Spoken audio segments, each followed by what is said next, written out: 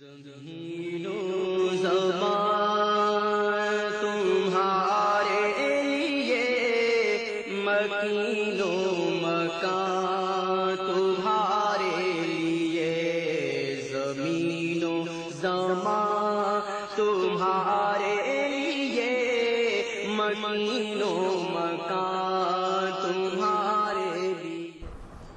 الحمدللہ رب العالمین، والصلاة والسلام علی حبیبہ محمد وعلی آلہ واصحابہ اجمعین۔ اعوذ باللہ من الشیطان الرجیم، بسم اللہ الرحمن الرحیم۔ وَإِذْ قَالَ إِبْرَاهِيمُ رَبِّ أَرِنِي كَيْفَ تُحْيِي الْمَوْتَىٰ قَالَ أَوَلَمْ تُؤْمِنْ قَالَ بَلَىٰ وَلَٰكِن لِيَطْمَئِنَّ قَلْبِي قَالَ فَخُذْ أَرْبَعَةً مِّنَ الطَّيْرِ فَصُرْهُنَّ إِلَيْكَ ثم اجعل على كل جبل منهن جزءا ثم ادعوهن يأتينك سعيا واعلم ان الله عزيز حكيم۔ مثل الذين ينفقون أموالهم في سبيل الله كمثل حبة أنبتت 7 سنابل في كل سنبلة 100 حبة والله يضاعف لمن يشاء والله واسع عليم۔ اللهم سبحانك لا علم لنا إلا ما علمتنا إنك أنت العليم الحكيم۔ مولاي صل وسلم دائما أبدا على حبيبك من زانت به السرور۔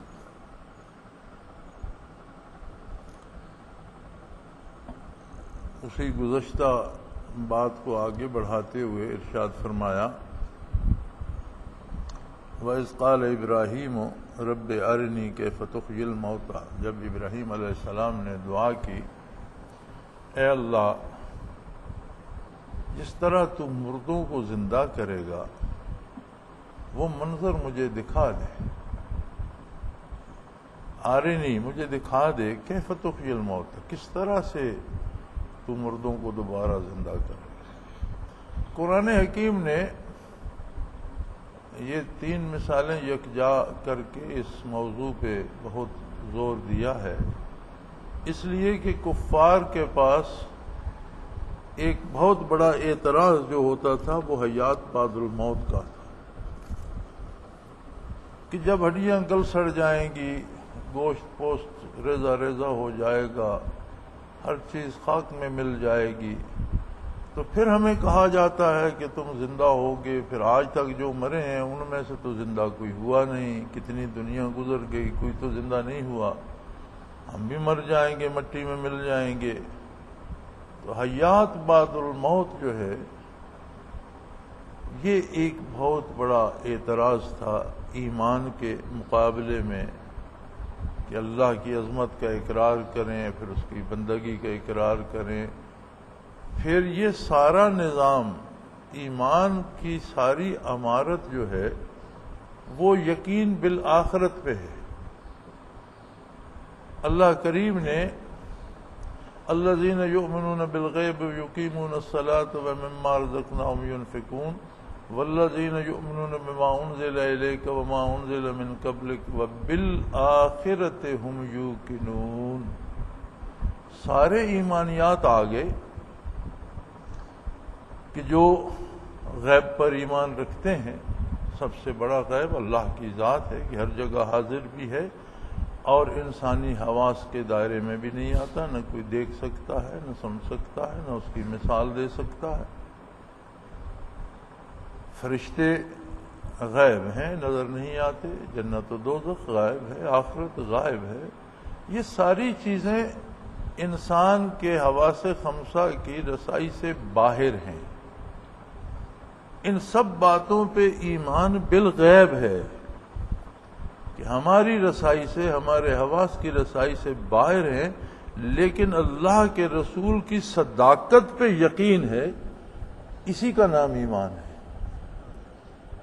خود ذات باری، اللہ کے فرشتے، اللہ کا نظام، عرش فرش میں جو اللہ کا نظام جاری ہے ساری ہے، جس طرح سے آخرت ہوگی، قیامت ہوگی، زندہ ہوں گے، حساب کتاب ہوگا، جنت ہے، دوزخ ہے، تو یہ ساری چیزیں بظاہر پردے غیب میں ہیں، ان پر یقین کرنے کو ایمان بالغیب ارشاد فرمایا کہ غیب پر ایمان لاتے ہیں، جو ان کے حواس کی رسائی میں نہیں ہے اس پر ایمان لاتے ہیں. اور یہ سارا ایمان زیر بحث آیا، یؤمنون بالغیب ویقیمون الصلاۃ، پھر اللہ کی عبادت کرتے ہیں، اللہ کی اطاعت کرتے ہیں. وَمِمَّا رَزَقْنَاهُمْ يُنْفِقُونَ، اور ہم نے جو انہیں رزق دیا ہے، وہ علم ہے یا قوت ہے یا اقتدار ہے یا دولت ہے، وہ اللہ کے حکم کے مطابق اس کو استعمال کرتے ہیں اور اس کا خرچ کرتے ہیں. پھر وَالَّذِينَ يُؤْمِنُونَ بِمَا أُنزِلَ إِلَيْكَ، وہ لوگ جو کچھ آپ پر نازل کیا گیا اس سارے پر ایمان رکھتے ہیں. وما انزل من قبلک، اور آپ سے پہلے جو نبیوں پر نازل ہوا اس کو بھی برحق اور اللہ کا کلام مانتے ہیں، ہر نبی کے نبی ہونے پر یہ ایمان رکھتے ہیں. اس سب کے بعد پھر تاکیداً فرمایا وَبِالْآخِرَةِ هُمْ يُوقِنُونَ، اس ساری عمارت کا مدار اس بات پر ہے کہ انہیں آخرت پر یقین کامل، حیات بعد الموت پر اور آخرت پر جب تک یقین کامل نہ ہو تو باقی کسی بات کا اعتبار ہی نہیں رہتا، اس کی ضرورت ہی نہیں پیش آتی. کیوں اللہ کی عبادت کریں، کیوں اللہ کو مانیں؟ اس لیے کہ ہمیں واپس اس کے حضور جانا ہے. اگر اس نے ہمیں ایک دفعہ بنایا، ہم مر کر فنا ہو گئے، مٹی میں مل گئے، قصہ ختم ہو گیا، تو پھر کسی نے مانا تو بھی مٹی میں مل گیا، نہ مانا تو بھی مٹی میں مل گیا، پھر ضرورت کیا، فرق کیا اس میں؟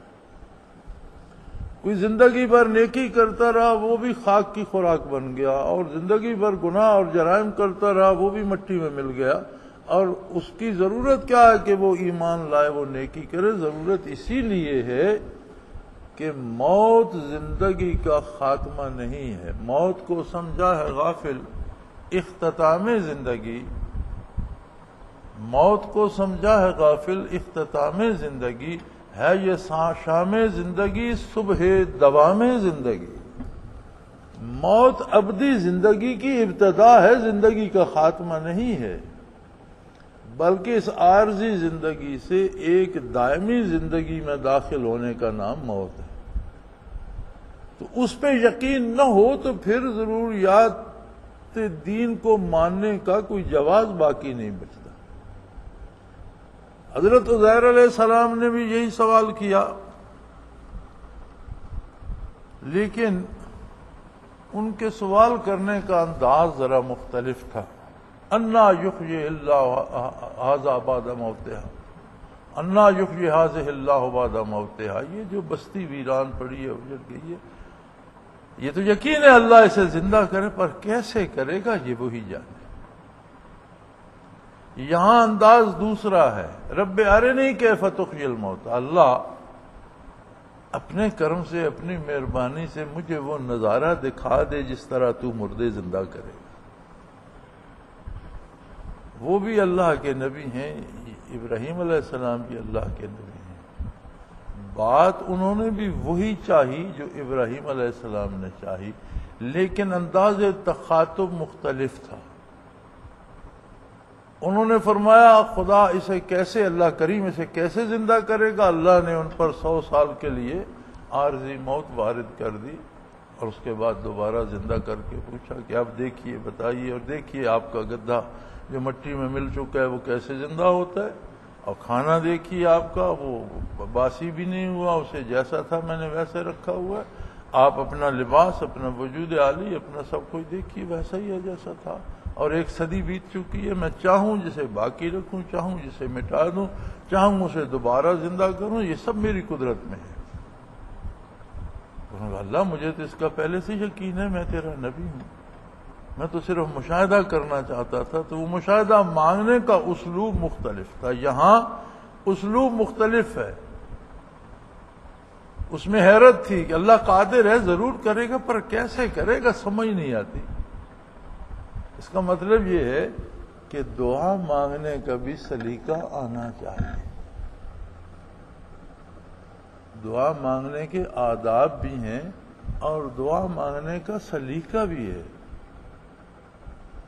اس کا طریقہ وہ بہت اعلیٰ بارگاہ ہے، رب العالمین کی بارگاہ بہت اعلیٰ بارگاہ ہے، اور وہاں تھوڑا سا اظہار کا ہیر پھیر بہت سی مشکلات کا سبب بن جاتا ہے۔ وہی اللہ کا نبی ہے جسے 100 سال اس میں سے گزرنا پڑا ابتلا میں سے، یہ بھی اللہ کا پیغمبر اور نبی ہے۔ یہ فرما رہے ہیں، عرض کریں اللہ آرنی کیف تخجل، مجھے دکھا دے، میرا دل چاہتا ہے میں وہ نظارہ دیکھوں کہ تو مردے کس طرح زندہ کرے گا۔ تو فوراً سوال ہوا، کالا ولم تؤمن، تو میرا نبی ہے، رسول ہے، میرا خلیل ہے، اور تجھے اس بات پر یقین نہیں ہے؟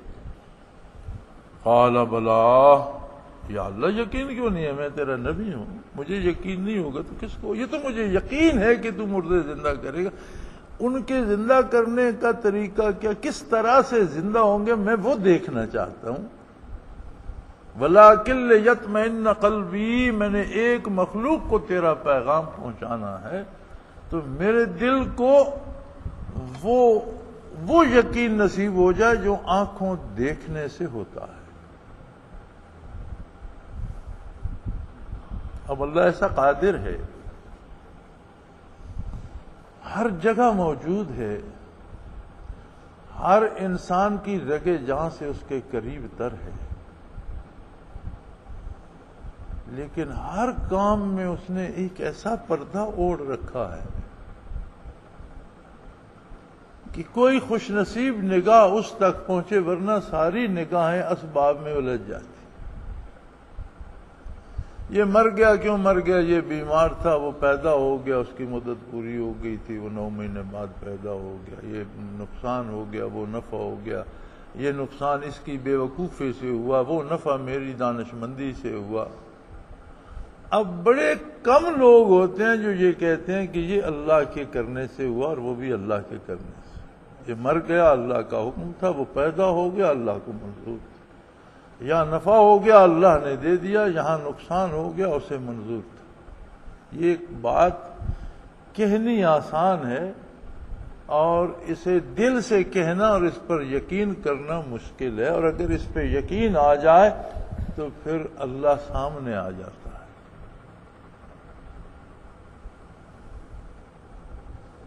وہ ایسا قادر ہے، اس نے اس دنیا کو عالم اسباب بنایا اور اپنے اصولوں کی خلاف ورزی خود بھی نہیں کرتا۔ فرمایا پھر ابراہیم اگر تم دیکھنا چاہتے ہو تو میں تمہیں دکھا دیتا ہوں، لیکن اس کے لیے ایسا کرو،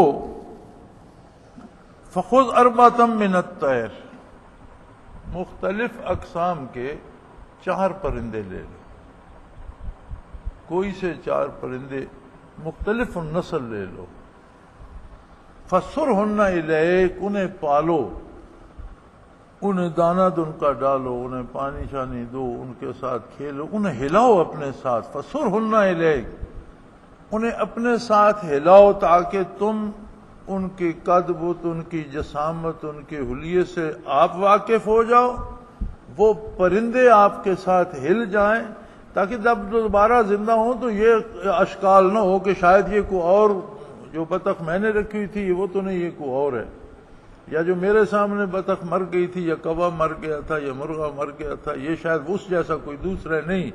فَصُرْهُنَّ إِلَيْكَ، انہیں اپنے ساتھ ہلا لیجئے تاکہ آپ بھی ان کے قد و قامت، وجود، ریشے، بندہ جس جانور کو پالتا ہے پھر اس سے بہت واقف ہو جاتا ہے، اسے پہچان لیتا ہے، اور جب وہ آپ کے ساتھ اچھی طرح ہل جائیں تو انہیں ذبح کر دو، ان کے سارے گوشت پوست، ان کے پر، ان سب چیزیں اکٹھی کر کے انہیں ایک کسی اس میں ڈال کر کوٹ کر انہیں یکجان کر دو۔ وہ جو بن جائے گا گوشت کا قیمہ، اور وہ پروں کا اور کھال کا اور پنجوں، ہر چیز کو اس میں مسل کر رکھ دو اور انہیں مسل گڑ مڑ کر دو۔ ثم اجعل علی کل جبل منہن جزءا، پھر ان کا ایک ایک حصہ 4 حصے کر کے 4 پہاڑوں پہ پھینک دو، ان کا گوشت، خون، ہر چیز وہ نکل جائے گی اور ہر چیز مل جل جائے گی، ذرہ ذرہ مکس ہو جائے گا۔ پھر ان کے 4 حصے کر کے ان کو 4 پہاڑوں پر پھینک آئیے۔ ثم ادعوہن، پھر انہیں بلائیے، جیسے آپ وہ زندہ تھے تو انہیں بلاتے تھے، اس انداز سے انہیں بلائیے، یاتینا کسا، یا پھر تو دیکھے گا کہ وہ کس طرح زندہ ہوتے ہیں اور کس طرح بھاگ کر تیرے پاس حاضر ہوتے ہیں۔ چنانچہ سیدنا ابراہیم علیہ السلام نے 4 پرندے لیے، انہیں اچھی طرح پالا پوسا، خوب ہلایا، خوب ان کی پہچان بن گئی، وہ ان کے ساتھ ہل گئے، جہاں وہ بلاتے وہ چاروں آ جاتے، پھر ان کو ذبح کیا، پھر ان کا سارے پر ہر چیز اس میں جیسے تھے پورے وجود پیس کر رکھ دیے، پھر ان کو اس ملغوبے کے حصے بنا کر دور پہاڑوں پر پھینکا۔ اور جب انہوں نے بلایا تو انہوں نے دیکھا کہ کوئی ریزہ کہیں سے آ رہا ہے، کوئی ذرہ کہیں سے آ رہا ہے، خون کا کوئی ذرہ کہیں سے آ رہا ہے، کوئی کہیں سے آ رہا ہے، کھال کہیں سے آ رہی ہے۔ ایک ایک ذرہ ان کے سامنے آتا گیا، جڑتا گیا، بنتا گیا، حتیٰ کہ پرندے زندہ ہو کر ان کے گرد اکٹھے ہو گئے۔ وَاعْلَمْ أَنَّ اللَّهَ عَزِيزٌ حَكِيمٌ، اور جان لو اللہ غالب ہے، جب چاہے جو چاہے کر سکتا ہے، لیکن وہ حکیم ہے، اس کی حکمت کا تقاضا ہے کہ ہر چیز کا اس نے ایک وقت معین کرے۔ وہ چاہے تو آج بھی جو مر چکے ہیں ساری مخلوق کو زندہ کر دے، لیکن اس نے ہر کام کا ایک وقت معین کر رکھا ہے، یہ اس کی حکمت کا تقاضا ہے، اور وہ قادر ہے، وہ جب چاہے جو چاہے کر سکتا ہے۔ مسائل السلوک جو اخذ کیے گئے ان آیات کریمہ سے، اس میں فرماتے ہیں کہ شیخ سے اخذ فیض کے لیے اسی طرح انس شرط ہے جس طرح ان پرندوں کو حضرت ابراہیم علیہ السلام سے ہو گیا۔ اگر قلبی انس نہیں ہوگا تو فائدہ نہیں ہوگا، اور اگر کوئی کسی شیخ کے ساتھ لگا ذکر کرتا رہا، مراقبات کرتا رہا، اسے مراقبات ہوتے گئے، وہ ترقی کرتا گیا، کہیں بہت دور نکل گیا، لیکن پھر وہ بات دل سے جاتی رہی، پھر اس نے سمجھا کہ اب میں خود سب کچھ ہوں، مجھے ضرورت نہیں ہے، تو ایک لمحے کی بات ہے کہ وہ انس جہاں نفی ہوا، ساری چیزیں وہاں دڑام سے نیچے چلی گئی، پھر کچھ نہیں بچتا۔ اب یہ مر گئے، مٹی میں مل گئے، خاک ہو گئے، لیکن ان کی آواز پر ان میں تڑپ پیدا ہوئی، ذرات بھی پھڑک اٹھے، وہ انس باقی تھا۔ فَسُرْهُنَّ إِلَيْكَ، انہیں اپنے ساتھ ہلا لیجئے، ان کا انس ہو جائے آپ کے ساتھ، وہ انس باقی تھا۔ ذرات بھی پھڑک اٹھے قدرت باری سے اور یکجا ہو کر زندہ ہو کر سامنے آ گئے۔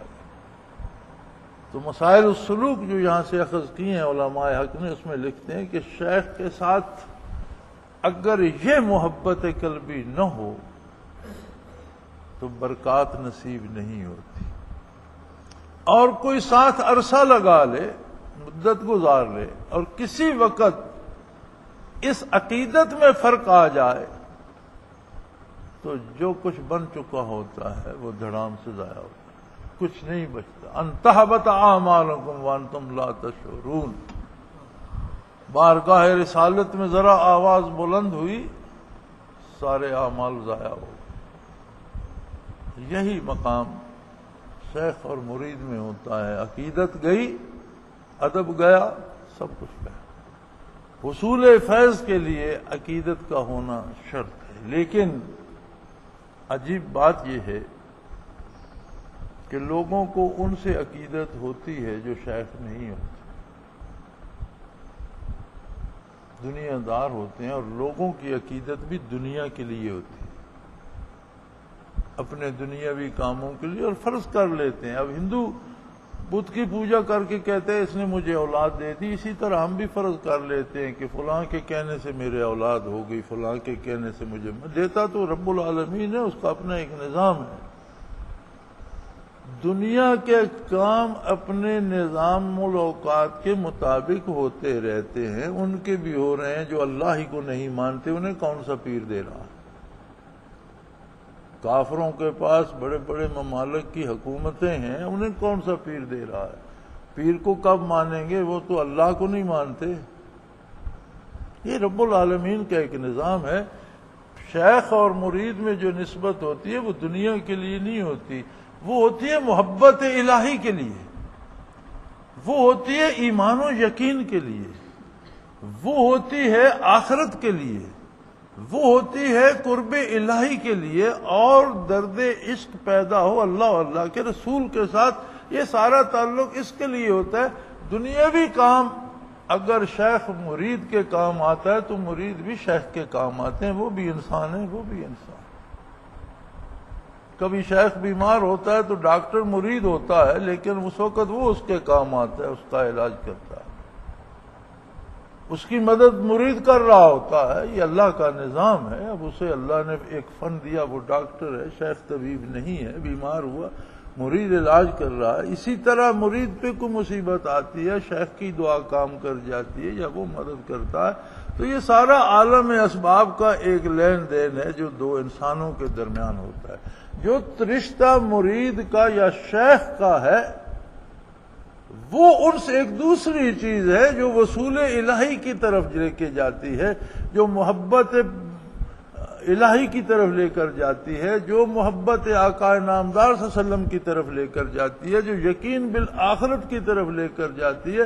تو محض انس نہ رکھا جائے، کسی کو اگر شیخ تسلیم کرنا ہے تو دیکھا یہ جائے کہ اس کے پاس بیٹھنے سے، اس کے ساتھ ملنے سے کتنے لوگوں کی قسمتیں بدلیں، کتنے بدکار نیک ہو گئے، یا کتنے بے یقین تھے انہیں یقین نصیب ہو گیا، یا میری حالت پہلے کیا تھی اور مجھ میں کون سی مثبت تبدیلی آ رہی ہے، میرا یقین و ایمان مضبوط ہو رہا ہے، مجھے اللہ کے ساتھ تعلق محسوس ہو رہا ہے، مجھے نبی کریم صلی اللہ علیہ وسلم سے محبت ہو رہی ہے، پھر تو انہوں سے رکھے۔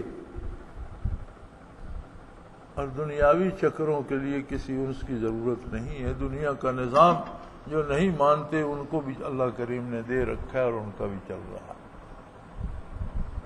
تو حق یہ ہے، انبیاء کو تو یقین کامل تھا، حضرت عزیر علیہ السلام کو بھی، حضرت ابراہیم علیہ السلام کو بھی۔ یہ مثالیں تھیں عام انسانوں کے لیے جنہیں وہ دعوت دے رہے تھے اور جو یقین کرنے کو تیار نہیں تھے کہ یہ دیکھ لو اس طرح سے تمہیں بھی دوبارہ زندہ ہونا ہوگا۔ اس کا مطلب ہے کہ اللہ کریم انسان کو اپنی طرف بلانے کے لیے کتنا کرم فرماتا، کتنا مہربان ہے وہ کہ اس نے مردہ زندہ کر کے دکھا دیے کہ بھئی اب تو مانو، میری طرف آ جاؤ۔ لیکن جو بد نصیب تھے، جو نہ آ سکے، وہ پھر بھی نہ آئے۔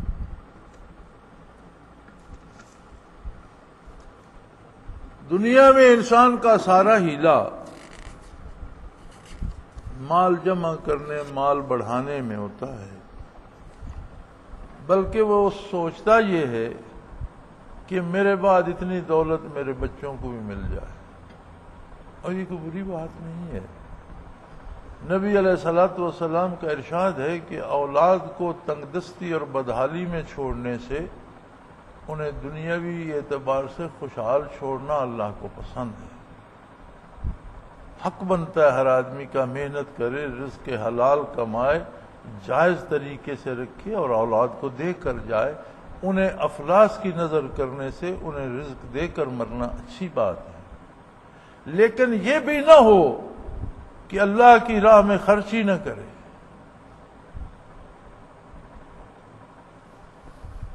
مثل الذین ينفقون اموالهم فی سبیل اللہ ہے۔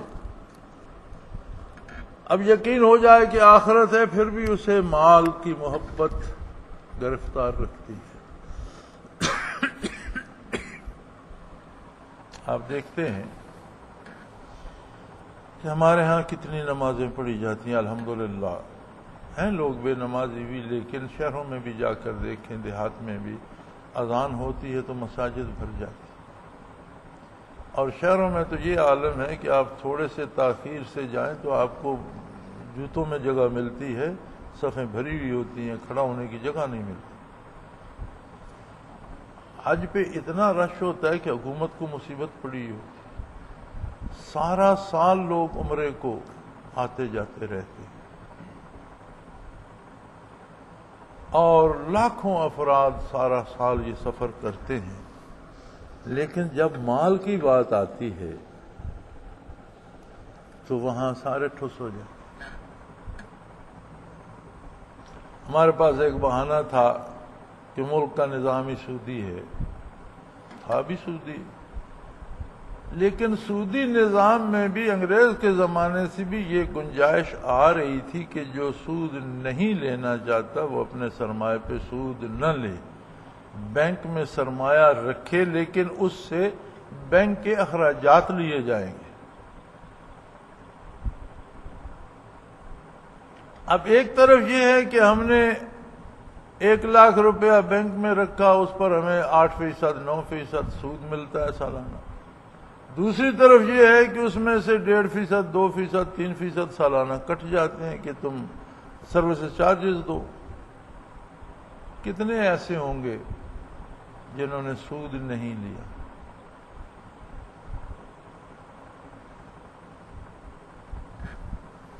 تو یہ جو لقمہ حرام ہے یہ ایک ایسی مصیبت ہے۔ گناہ ہوتے ہیں دو طرح کے، ایک گناہ ہوتا ہے جو طاری ہوتا ہے، وجود پہ طاری ہو جاتا ہے، کفر بھی گناہ طاری ہے، وجود پہ کوئی کفر سے ناک بڑھ نہیں جاتی، کان چھوٹے نہیں ہو جاتے، ایک گناہ ہے جو طاری ہو جاتا ہے وجود، توبہ کرتا ہے تو وہ گناہ مٹ جاتا ہے۔ دوسرا گناہ ہوتا ہے جو وجود میں ساری ہو جائے، حصہ بن جاتا ہے جسم کا، جیسے حرام کھایا تو حرام تو جسم کا حصہ بن گیا، سود لیا وہ حلال سرمایہ میں رلایا تو ایک مٹکے پانی میں ایک بوند ملا دی پیشاب کی تو سارا ناپاک ہو گیا، حلال کو بھی اس نے حرام کر دیا۔ اب حرام کھایا تو وہ تو گوشت بنے گا، خون بنے گا، رگوں میں دوڑے گا، دل میں دھڑکے گا، وجود کا حصہ بن گیا۔ یہ میرا اپنا ذاتی تجربہ ہے، اللہ نے توفیق دی، الحمدللہ ہم نے بھی ایک کوشش کی، اور علماء حق احباب کوشش کرتے رہے، اور اب تو ملک میں اجازت ہوگی نیشنل بینک کی طرف سے کہ بلا سودی نظام جو ہے بینکاری کا، وہ بھی بینک سود والا بھی چلتا رہے اور بلا سودی بھی چلے۔ اب حق تو یہ تھا کہ تمام مسلمان اپنا سارا سرمایہ فوراً بلا سودی میں منتقل کر دیتے، ایمان کا تقاضا تو یہ تھا، لیکن کتنے ہیں جنہوں نے ایسا کیا؟ اگر سارے تاجر، سارے سرمایہ دار، سارے پیسے والے لوگ اپنا سرمایہ بلا سودی اس میں کاروبار میں لگا دیتے، بینک میں رکھ دیتے، تو سود والا پیسہ خود بخود ختم، اس میں سرمایہ ہی نہ رہتا، چلتا کہاں سے؟ لیکن ہم نمازیں پڑھ لیتے ہیں، حج کراتے ہیں، روزے رکھ لیتے ہیں، زندہ باد کے نعرے لگا لیتے ہیں، نفاذ اسلام کے لیے ہم جان دے دیں گے، لیکن پیسہ نہیں دیں گے، اس پہ سود کھا رہے ہیں سارے۔ اللہ کریم فرماتے ہیں کہ سرمایہ کو اگر تم دگنا تگنا چوگنا کرنا چاہتے ہو تو پھر ان لوگوں کی مثال دیکھو جو اللہ کی راہ میں خرچ کرتے ہیں، وہ بھی اپنا سرمایہ بڑھاتے ہیں، سود سے اتنا نہیں بڑھتا۔ فرمایا ان کی مثال ایسی ہے کمثل حبۃ، جیسے ایک دانہ کاشتکار بوتا ہے زمین میں۔ اب ایک دانے پہ آپ فرض کر لیں کہ 7 بالیں نکلیں، 7 سٹے لگے اس پر، انبتت 7 سنابل فی کل سنبلۃ 100 حبہ، پھر ہر بال میں، ہر سٹے میں 100 دانہ ہے، تو ایک کے 700 ہو گئے۔ یہ تو قرآن نے مثال دی ہے۔ میرا تجربہ یہ ہے کہ ہم جب گندم کاشت کرتے ہیں تو ایک ہمارے پاس پچھلے سال جو بیج تھا، اس سال تو خیر فصل ہوئے نہیں، اللہ کی مرضی، تو پچھلے سال جو ہمارے پاس بیج تھا اس میں میں نے 21 سٹے بھی گنے ہیں، جہاں ہم نے ایک دانہ گرایا تھا اس پر جو کوٹا پیدا ہوا اس میں 21 شاخیں تھیں اور ان پر 21 سٹے تھے۔ اب ایک دانے سے کتنے دانے بنے؟ تو فرمایا مال بڑھانا ہی چاہتے ہو تو ادھر منافع بے حساب ہے، اور پھر یہ ضروری نہیں کہ آپ نے مال لٹا دیا۔ فرمایا جو بھی انفاق فی سبیل اللہ کرتے، انفاق فی سبیل اللہ کیا ہے؟ ہر جائز کام پہ خرچ کرنا انفاق فی سبیل اللہ ہے، حتیٰ کہ بال بچوں کو کھانا دینا بھی انفاق فی سبیل اللہ ہے، بیوی بچوں کے کپڑے بنانا بھی انفاق فی سبیل اللہ ہے، اپنی حیثیت کے مطابق ان کا گھر بنانا بھی انفاق فی سبیل، ہر جائز کام پہ خرچ کرنا اللہ کی راہ میں خرچ کرنے کے برابر ہے۔ نبی علیہ الصلوۃ والسلام نے فرمایا کہ بندہ مومن اپنے بیوی بچوں کو جو کھانا کھلاتا ہے، ان پر جو خرچ کرتا ہے، وہ صدقہ ہوتا ہے، اسے اس کا ثواب ملتا ہے۔ تو عرض کی کہ یا رسول اللہ، یہ تو اس پر فرض ہے نان و نفقہ اللہ کی طرف سے، تو صدقہ کا فرمایا تو فرض کی بجا آوری ہی تو عبادت ہے، اللہ کی طرف سے فرض ہے تو وہ بجا لاتا ہے تو فرض کی بجا آوری ہی تو عبادت ہے، یہی تو عبادت بن جاتی ہے۔ یہ ضروری نہیں کہ آپ مال لٹا دیں، زکوٰۃ دینے کے بعد نصاب کے مطابق زکوٰۃ دینے کے بعد باقی مال آپ کا ہے، لیکن اسے خرچ آپ اس طرح کر سکتے ہیں جیسے آپ کے پاس اللہ کی امانت ہے، مالک وہ ہے، جہاں وہ کہے وہاں خرچ کرو، جہاں سے روک دے وہاں نہ کرو، تو یہ سارا انفاق فی سبیل اللہ ہے، اور اس پر ثمرات لگتے چلے جائیں گے اور وہ بڑھتا چلا جائے گا۔ دنیا کا مال جو حرام طریقے سے آئے گا وہ آخرت میں عذاب کا سبب ہوگا، اور جو یہ مال کی بڑھوتری ہے یہ اللہ کے قرب کا سبب بن جائے گی۔ تو کتنا فاصلہ ہے فرمایا اس میں، واللہ یضاعف لمن یشاء واللہ واسع علیم، اور یہ کوئی ضروری نہیں کہ وہ 21 سٹوں پہ یا 7 سٹوں پہ بس کر دے، یہ تو اس نے ایک مثال دی ہے۔ حضرت ابن مبارک رحمۃ اللہ تعالی علیہ ایک ولی اللہ تھے اور بہت مالدار شخص تھے، رئیس آدمی تھے، بہت بڑا ان کا توشہ خانہ تھا جسے خزانہ آج کل کی زبان میں کہا جاتا ہے۔ تو عربوں کا یہ دستور تھا، شہد سے، زیتون سے عربوں کو بہت رغبت ہوتی تھی، تو وہ چھوٹے چھوٹے مشکیزیں بنا کر ان میں اپنے توشہ خانوں میں رکھتے تھے۔ تو کسی خاتون کا بچہ بیمار ہوا تو اس نے ایک چھوٹا سا کوئی گلاس قولا اٹھایا ہوا، وہ ان کے پاس حاضر ہوئی، عرض کی حضرت میرا بچہ بیمار ہے، طبیب نے کہا ہے اسے شہد کے ساتھ دوائی دو اور مجھ میں خریدنے کی سکت نہیں ہے، تو آپ مہربانی فرمائیں آپ کے توشہ خانہ سے تھوڑا سا شہد مل جائے تو میں یہ برتن لائی ہوں بچے کی دوا کے لیے۔ انہوں نے توشہ خانہ کے انچارج کی طرف دیکھا اور فرمایا اندر سے شہد کا ایک مشکیزہ لے آؤ۔ وہ لے آیا، فرمایا اسے دے دو، وہ دعائیں دیتی چلی گئی۔ تو اس نے عرض کی کہ حضرت اسے چاہیے تھا کوئی چھٹانک بھر اور چھوٹا سا برتن وہ لائی تھی، آپ نے 20 سیر کا مشکیزہ عطا کر دیا۔ فرمایا اس کا سوال اس کی حیثیت کے مطابق تھا، اس کے لیے تو وہ چھٹانک بھر بھی نایاب ہو رہا تھا، لیکن مجھے اللہ سے حیا آئی دیتے ہوئے کہ وہ کہے گا میں نے تیرا توشہ خانہ بھر دیا اور تو نے میرے نام پر ایک چھٹانک دی۔ میں نے جو دیا ہے، مجھے اللہ نے جو حیثیت دی ہے میں نے اس کے مطابق دیا، اس نے جو مانگا ہے جو اس کی حیثیت ہے دنیاوی اس کے اعتبار سے اس نے مانگا ہے، میں نے جو دیا ہے مجھے اللہ نے جو حیثیت دی ہے نا میں اس حساب سے، اگر یہ عالم اس کے بندوں کی عطا کا ہے تو جب وہ عطا کرتا ہے تو کتنا بڑھا کر دیتا ہے۔ فرمایا تم نہیں سمجھ سکتے، واللہ یضاعف لمن یشاء، وہ جتنا چاہتا ہے اور جسے چاہتا ہے وہ کتنا زیادہ دیتا ہے، اس پہ کوئی حد نہیں، کوئی پابندی نہیں، اور کوئی اسے سمجھ نہیں سکتا، اس کی رحمت بے پایاں ہے، وہ چاہے جتنا بڑھا دے۔ واللہ واسع علیم، وہ بڑی وسعت والا اور علم والا ہے۔ وآخر دعوانا ان الحمدللہ رب العالمین۔